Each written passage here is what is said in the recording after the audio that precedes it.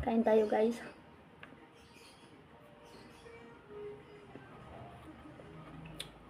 Fried chicken.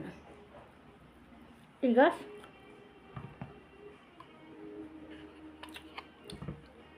Wala na pala itong laman. Kain tayo guys. Nagutom ako.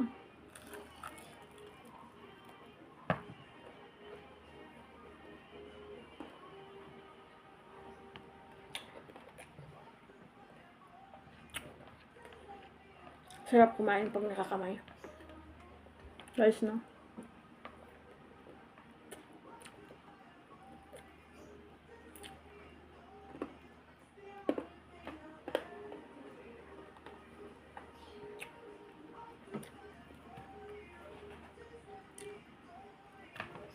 Parang tigas naman ng fried chicken na niluto ko.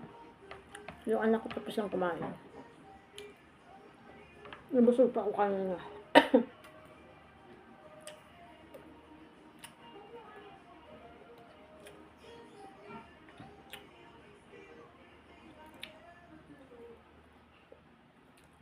Naulang kumain yung anak ko guys kasi busog pa ako kanina.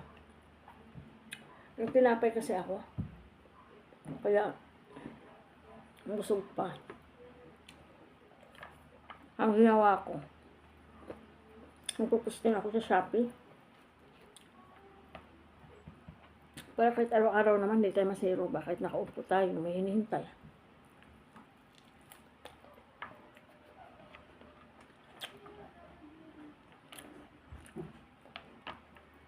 Yung anak kong lalaki guys.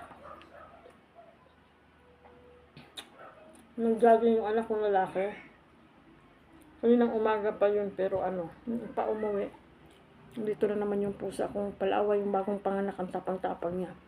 Alam niyo ba guys na, yung aso ko, tinali ko na lang kasi bigla lang siyang bababa sa terrace.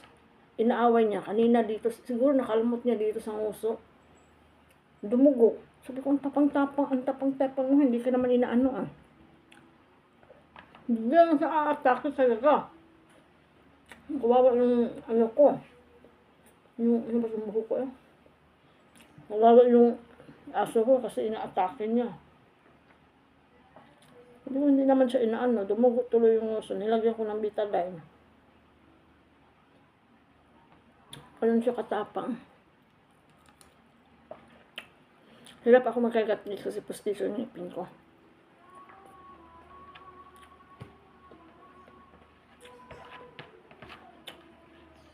Buti na lang hindi na umulan. Pero kagabi ulan ng ulan.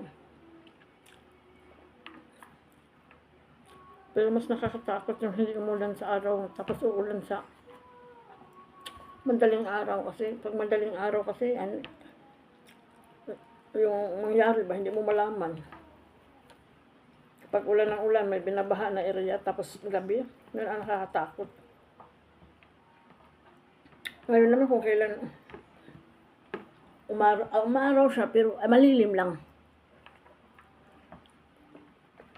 Pero masama pa rin yung langit. Tapos mamayang hapon ng ulan hanggang gabi na.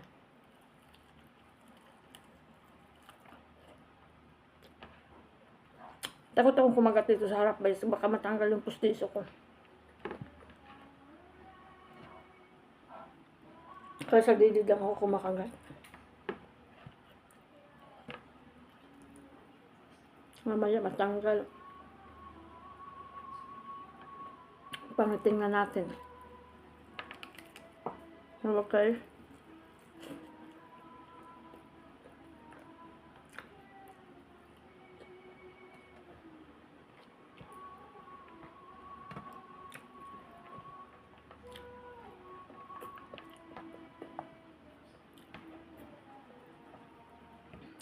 Ang dami ko pa sana gagawin kasi na-scam ako sa Gcash guys ba, 945. Tapos di pa naman matrace ang number kasi nakalagay siya parang bank account.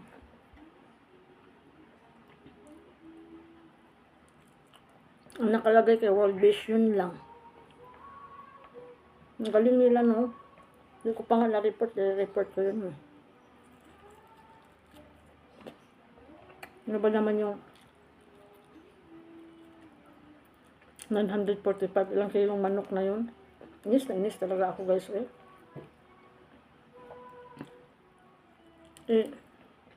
Food allowance pa naman namin yun na pera. Hindi ko sinabi sa asawa ko kaya makapagalitan ako. Wala naman akong kasalanan. Nagulat lang ako ba? Kasi yung extra kong pamalingkin, nilagay ko lang sa Gcash, di ko ni-withdraw. Hala, binawasan pa naman ng 945. Kainis na inis ako.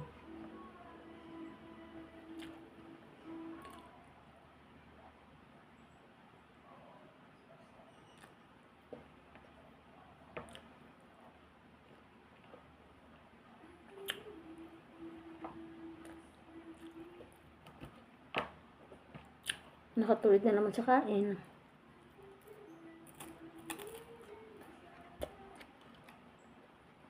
Ibang panahon dito, guys, malilim.